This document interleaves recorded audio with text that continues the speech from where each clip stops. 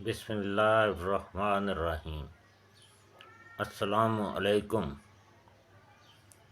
حسین homeo کے ساتھ میں ہوں ڈاکٹر اصغر حسین۔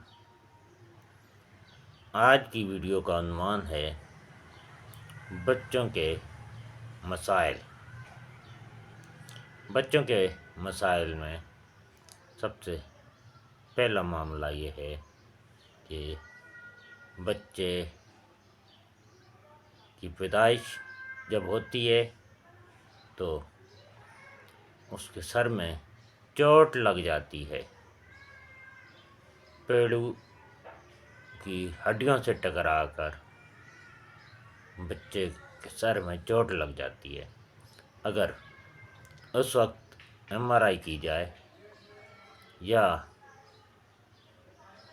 اس وقت بچے کے سر کا CT اسکین کیا جائے تو سر میں